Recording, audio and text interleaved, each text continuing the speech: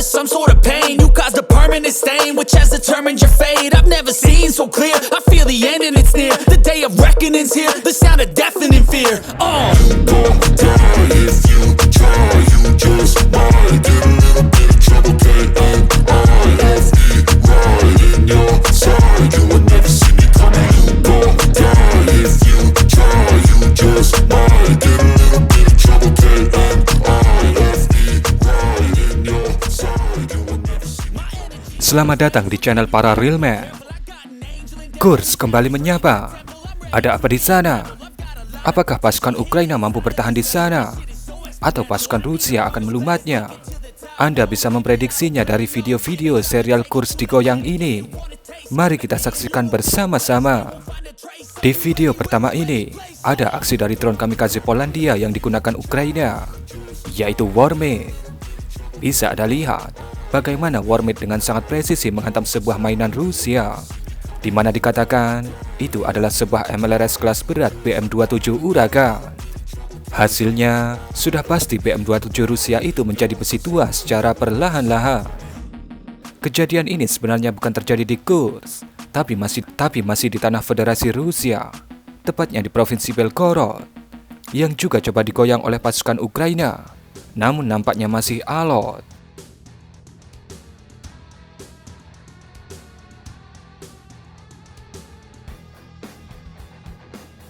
Kalau yang ini terjadi di Kursk, mainan di bawah yang terbakar ini adalah sebuah rantis Kozak 7 yang dikatakan baru saja mengalami penyergapan oleh pasukan Chechnya. Dan kondisinya bisa Anda lihat, terbakar di tengah jalan raya. Kemungkinan kru di dalamnya juga tewas karena penyergapan itu.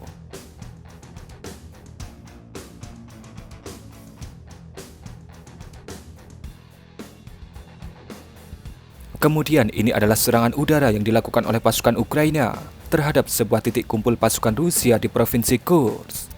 Dikatakan serangan ini dilakukan menggunakan 6 unit JDAM, atau lebih detailnya 6 unit GBU-39 dengan kit JDAM, di mana GBU-39 merupakan bom konvensional dengan berat sekitar 110 kg.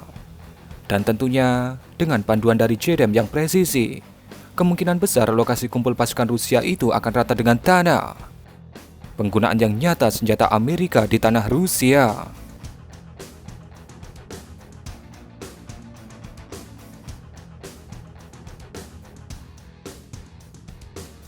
Di bawah ini terlihat sebuah SPH Jumbo Ukraina bergerak di perbatasan Sumy Kursk. Sepertinya itu adalah sebuah AHS Krak, atau mungkin juga M109 Paladin. Kemudian lihatlah bagaimana Lancet coba menghantamnya di dalam lebatnya pepohonan itu. Bang! Bagaikan elang yang menghantam mangsanya, Lancet langsung terlihat membuatnya menyala abangku.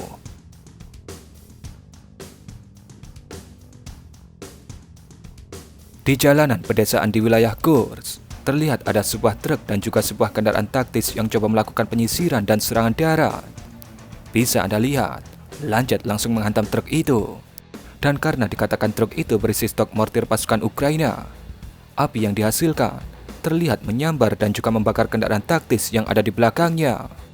Sekali tepuk, 2 mainan Ukraina langsung lapuk. Serangan menggunakan JDAM kembali dilakukan oleh Angkatan Udara Ukraina. Dalam narasi video ini, dikatakan MiG-29 Ukraina melakukan serangan terhadap rumah-rumah yang ada di desa Gluskovo, yang dijadikan sebagai markas oleh operator FPV Rusia. Kemudian ini adalah dokumentasi dari si buaya KA-52 ketika membantu teman-temannya untuk mengeliminasi pasukan Ukraina yang masuk ke Kursk. Dalam video ini dikatakan, si buaya meluncurkan rudal ATGM Vicher untuk melumpuhkan sebuah kendaraan taktis pasukan Ukraina. Hasilnya, ia sudah tentu menjadikan targetnya menjadi besi tua.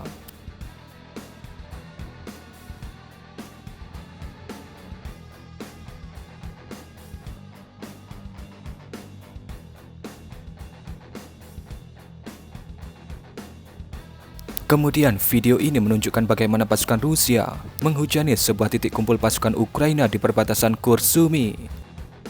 Bisa Anda lihat bagaimana liarnya pasukan Rusia dalam memberikan hujan TOS 1A ini. Benar-benar hujan yang sangat lebat.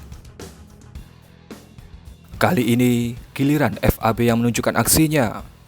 Dikatakan ini adalah hantaman dari FAB Rusia terhadap sebuah titik pendaratan pasukan Ukraina di Provinsi Kursk. Sayangnya, kita tidak begitu jelas melihat hasil akhir dalam serangan ini.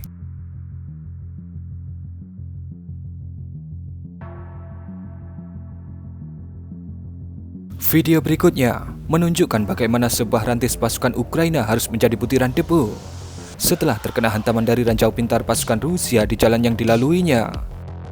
Anda bisa melihat ledakan yang dihasilkan. Tentu tak akan ada yang selamat dengan ledakan sekuat itu. Kali ini, JDAM-nya Prancis alias AASM 250 yang beraksi menghantam target yang ada di wilayah Kursk. Awalnya kami mengira hantaman ini meleset, namun ternyata dikatakan dalam narasi video yang dibagikan oleh pihak Ukraina, AASM Hammer menghantam sebuah bunker pasukan Rusia yang dibangun di bawah area yang dihantam itu.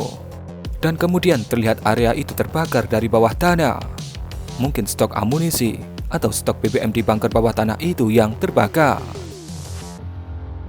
Sebuah kendaraan Zeny IMR-2 Ukraina dengan basis sasis dari tank T-72 yang sedang melakukan pekerjaan pembersihan ranjau yang disebar oleh pasukan Rusia di sekitar perbatasan Kursk Sumy disikat oleh si kecil Lancet. Hasilnya bisa Anda lihat bagaimana IMR-2 Ukraina itu perlahan-lahan mulai terbakar dan kemungkinan besar akan menjadi besi tua. Kali ini, giliran helikopter serang Mil Mi-28 yang membantu serangan di Kursk. Pada video ini, sebuah kendaraan Ukraina terlihat disikat oleh Mi-28. Namun tidak jelas kendaraan apa itu.